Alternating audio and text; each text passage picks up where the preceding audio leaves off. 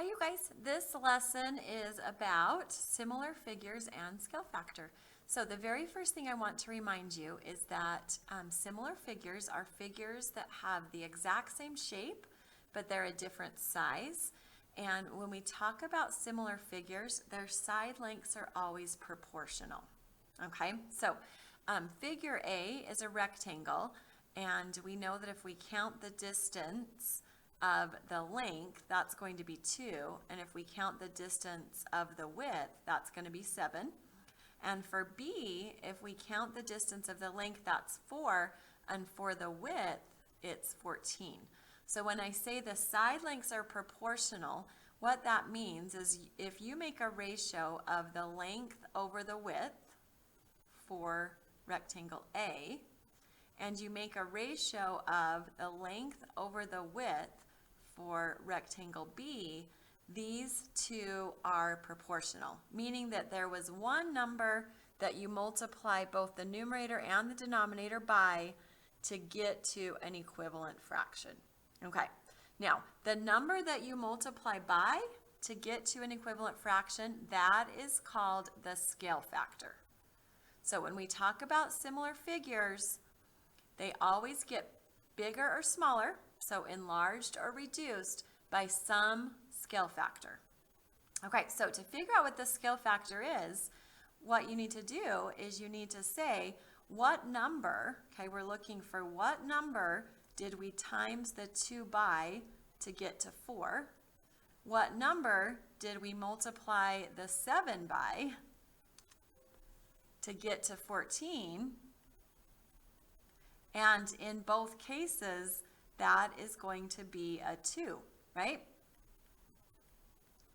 And that always holds true. Whenever you're creating an equivalent fraction, you have to multiply both the top and the bottom by the exact same number to create an equivalent fraction. So 2, that is your scale factor. That's what scale factor is. That's the number you're multiplying the side lengths by to get to a similar figure. Now, if your figure is going from big or small to big, your scale factor is always going to be bigger than 1. Okay? Now, the next question says, what is the scale factor from B to A? So this time, my ratio of B, length over width, is going to be 4 over 14.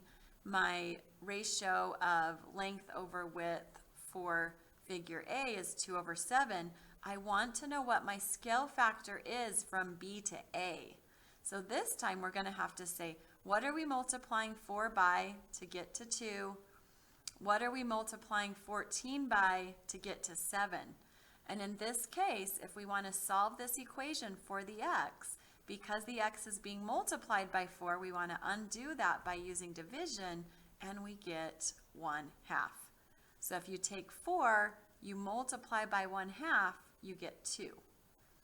And then for 14 times x equals 7, we're going to divide by 14 on both sides. And again, 7/14 is 1/2, okay? So 1/2 is the scale factor. That's how you go from the bigger shape to the smaller shape and keep those side lengths proportional. Okay, now the next question asks us about how do the perimeters compare? So when you're looking at a rectangle and you're finding perimeter, remember perimeter is the distance around the outside of the shape, and a rectangle has 4 sides. So you've got to add 4 distances. 7 plus 2 plus 7 plus 2. So for the perimeter of A, that is going to be 18. For the perimeter of B, it's going to be 4 plus 14 plus 4 plus 14, which is 36. And we want to see if the scale factor for the perimeters is the same as the scale factor for the side lengths. So to go from A to B, we want to know what's the scale factor. What do I multiply the 18 by to get to 36? And in order to solve this equation, because the x is being multiplied by 18, we're going to use division. So x is 2.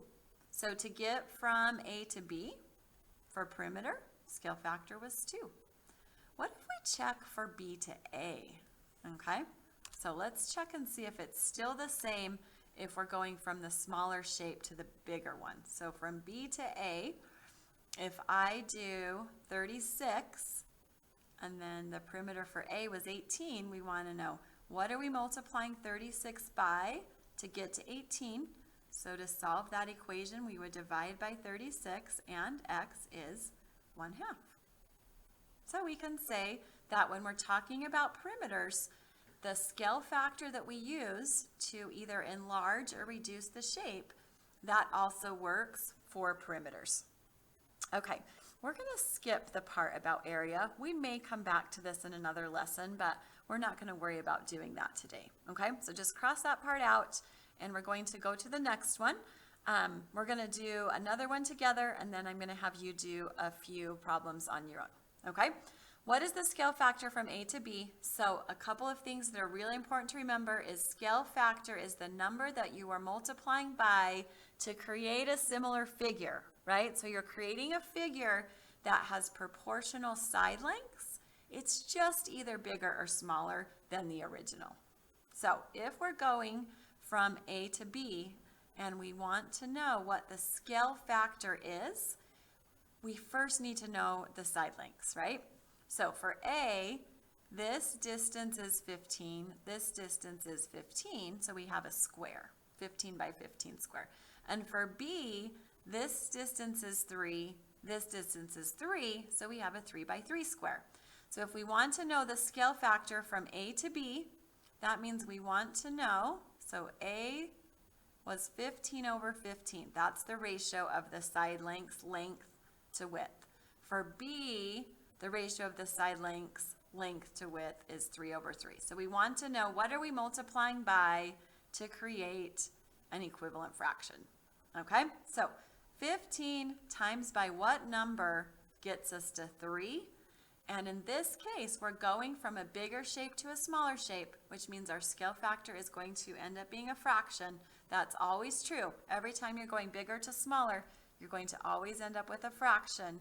So if I solve this equation for x by dividing by 15 on both sides, 3 divided by 15 simplifies to 1/5. That's my scale factor from A to B.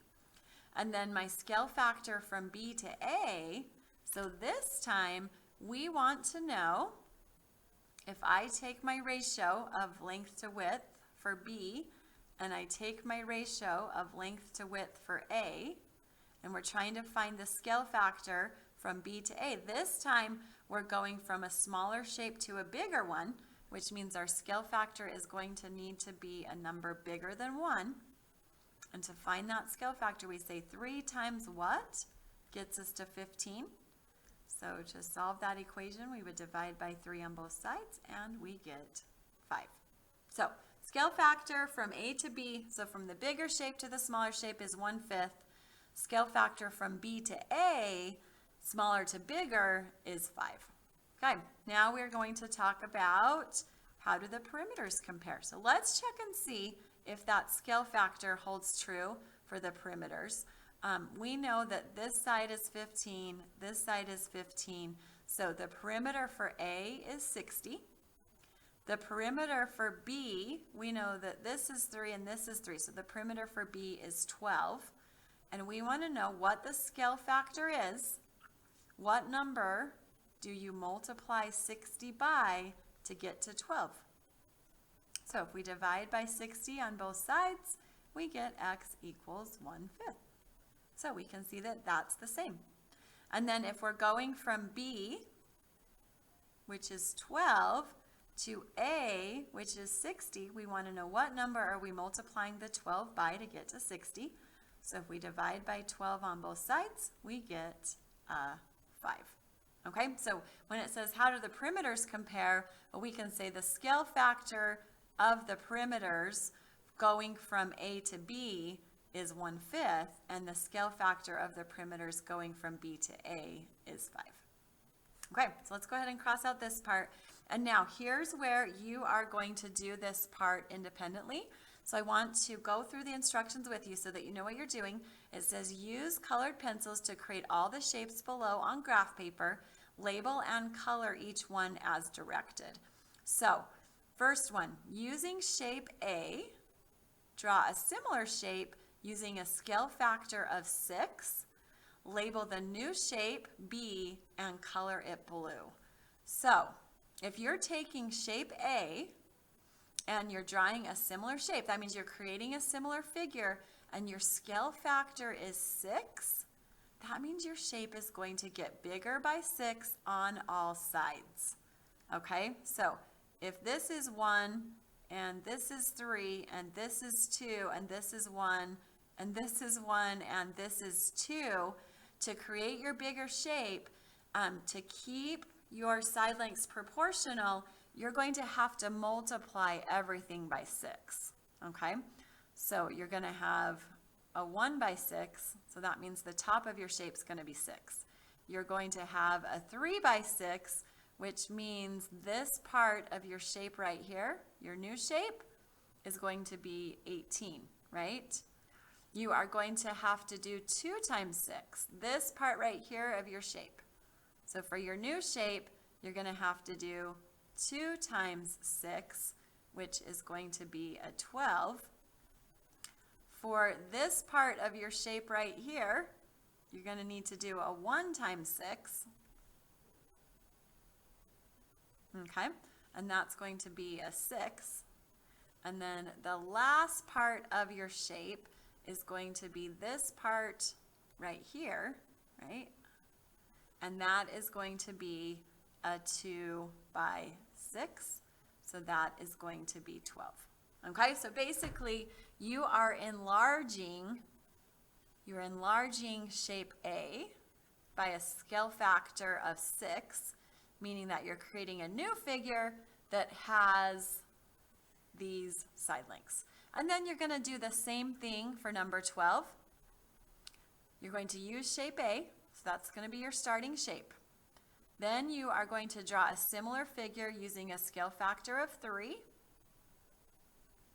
You're going to label the new shape C and color it yellow. Okay, so that one's going to go right here. It actually breaks the space for you up into where you're putting your new shape. So for B, for this one, when you're coloring it blue, that's going to go right here. For C, it's going to go right here. And then the last one, you're going to go back to using this shape right here, but this time you're using a scale factor of 1/2, right? So everything is going to get multiplied by 1/2. That means your shape's going to get smaller. So for this one right here, you're going to take your given side lengths, you're going to multiply all of them by 1/2. So this is going to be a little teeny, it's going to be like a little teeny little L like this. Okay, now once you've done that, bring it back to me. I'm going to check it off with you, and then I will tell you what to move on to next.